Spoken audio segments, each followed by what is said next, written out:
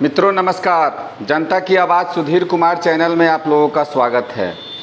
मित्रों, अग्निपथ योजना के तहत रक्षा मंत्रालय ने शेड्यूल जारी कर दी है और उस शेड्यूल के हिसाब से मुजफ्फरपुर में 21 नवंबर से अग्निवीरों की बहाली होगी। सेना बहाली में अग्निपथ योजना लागू होने के बाद पहली बार अग्निवीरों की बहाली प्रक्रिया नवंबर-दिसंबर 22 में शुरू होगी। इसके लिए रक्षा मंत्रालय ने जोनवार संभावित तिथि जारी कर दी है। साथ ही इस बार कटिहार भर्ती बोर्ड के अधीन आने वाले जिलों के अग्निवीरों की बहाली प्रक्रिया मुजफ्फरपुर में ही होगी। ऐसा पहली बार हो रहा है। कटिहार की बहाली प्रक्रिया मुजफ्फरपुर के बाद यानी दिसंबर 22 में ही होगी। मुजफ्फरपुर, समस्तीपुर, दरभंगा, मधुबनी, सीतामढ़ी, शिवहर, पूर्वी चंपारण और पश्चिमी चंपारण की बहाली 21 नवंबर से 4 दिसंबर के बीच होगी। इसके अलावा कटिहार, मधेपुरा, पूर्णिया, अररिया, किशनगंज, सहरसा, सुपौल, मुंगेर, बांका, भागलपुर, खगड़िया और बेगूसराय की बहाली प्रक्रिया 7 से 20 दिसंबर के बीच हो सकती है। दानापुर के तहत राज्य के 7 जिले पटना, बक्सर, भोजपुर, सीवान, सारण, गोपालगंज और वैशाली के युवा बहाली में भाग ले सकेंगे।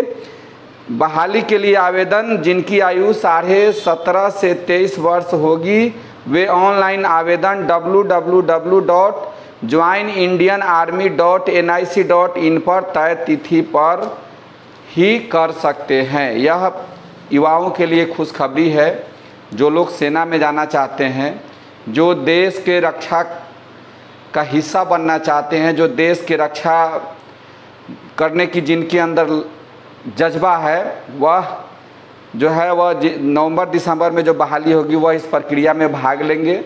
और कटिहार जोन की भी बहाली है वह मुजफ्फरपुर में ही होगी। शेड्यूल वाइज आपको बता दिया गया है।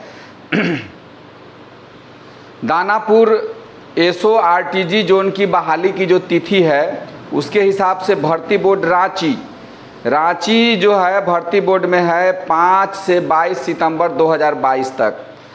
ROHQ दानापुर में 7 से 23 अक्टूबर 2022 तक। मुजफ्फरपुर में जो है 21 नवंबर से 4 दिसंबर तक।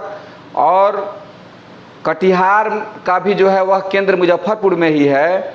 इसका होगा 7 से लेके 20 दिसंबर 22 तक। इसके लिए जो है बहाली के लिए जो आवश्यक प्रमाण पत्र होगा उसमें शैक्षणिक, आवासीय, जाति, धर्म, स्कूल, चरित्र प्रमाण पत्र, अविवाहित होने का प्रमाण पत्र, relationship, NCC, C certificate, sports, Aadhaar card, PAN card, bank खाता सिंगल होना चाहिए, डबल नाम का नहीं होना चाहिए, शपथ पत्र, इन सभी चीज़ों की ज़रूरत पड़ेगी। इसके अलावा जिस श्रेणी में अग्निवीर की बहाली होने वाली है, कौन कौन श्रेणी का अग्निवीर का जनरल ड्यूटी होगा, इसमें सभी आर्म्स का। उसके बाद अग्निवीर में टेक्निकल में सभी आर्म्स का होगा।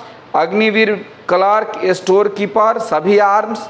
अग्निवीर ट्रेड्समैन 8वां व 10वीं सभी आर्म्स। इन सभी श्रेणियों की बहाली होगी।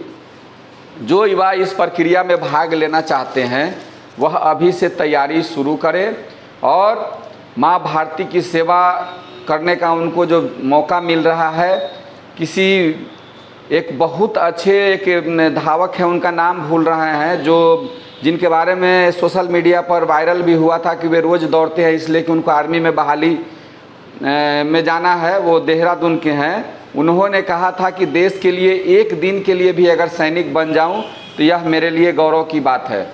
आप 4 साल तो आपका निश्चित है कि फिक्स है। इसमें से 25% की बहाली जो है वह परमानेंट हो जाएगी। उस दिन से ही मार्किंग शुरू हो जाएगी कि आप कितना काम कर रहे हैं, आपके अंदर कितना माने ये फौजी का जो ये होना चाहिए, जो भी जो मानक है उस पर आप कितना उतर रहे हैं।